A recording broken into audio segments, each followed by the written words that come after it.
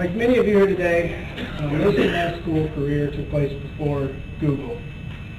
So when I was in 5th grade, I had a teacher give us an extra credit assignment. We were given a line from a poem, and the task was simple: just find the next line. Well, this sounds relatively simple, but a few words from a poem out of a set of encyclopedias, it was kind of like being asked to figure out how much a rainbow weighs. So after hours of frustration, I decided I would take my mother's advice and just call your grandfather. So in desperation, I called, I explained the situation, and I read the words: I bathed in the Euphrates when the dawns were young. I looked upon the Nile and raised the pyramids above it. Before I finished this, I was interrupted gently. I've known rivers. My soul has grown deep like the rivers. I didn't know that the author sprawled this poem on the back of an envelope while he was in a passenger train crossing over the Mississippi. He was actually 17 at the time. And I think this was 1919, maybe 1920. You know what? Give me a few minutes. I'll go back. This is my grandfather, David. David was born in the rubber capital of the world, Akron, Ohio. His family migrated there from Kentucky to work in the factory, and his parents were actually married on a lunch break from the factory.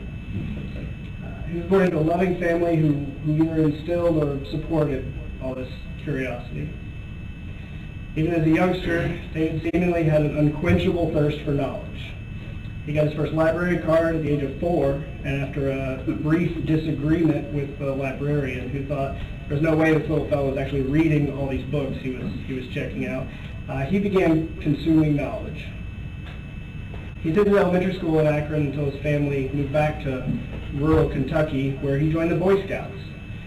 He became a lone scout and had local townspeople sign off on his skills so that he could get his badges. In high school, in addition to being a local DJ, he began preaching. He visited David Lipscomb to attend lectures, and on one of these trips met a young woman from Alabama named Reba Tucker. He finished high school, earned a degree at Lipscomb, a master's at the University of Florida, a doctorate at the University of Illinois. Along the way, he and Reba married.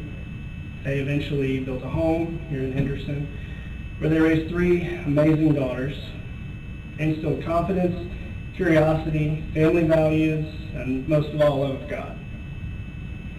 They modeled fierce friendship, community, kindness, respect, and gratitude. Their home became a haven to family, students, neighbors, and friends both old and new. My grandfather also loved to travel, whether this was highlighting a AAA map to make sure we could hit all the presidential libraries along a given stretch of highway, or attending a magic show that actually turned out to be happening at a middle school dance. Or mission work. He and my grandmother went all the way to Russia, and they found new places all over the world to make new friends, and he loved them all well. We lost Reba in 2000, and David had to spend some time learning to cook, working in his garden. He later married Sherry, or Grand Sherry, as she's known by my children. They continued their Russian missions and maintained a loving and welcoming home. Sherry's loved and cared for Granddaddy these past 21 years, and we love her dearly. I heard it said that one of the reasons losing a loved one is so hard is because you lose all the parts of yourself that existed when you were with them. My grandfather had a very full 88 years, and I would ask each of you to share the parts of yourselves that existed with him. Doing that will make sure that those parts of all of us can stick around. My mother has an audio guest book for people to record messages when they come to her home.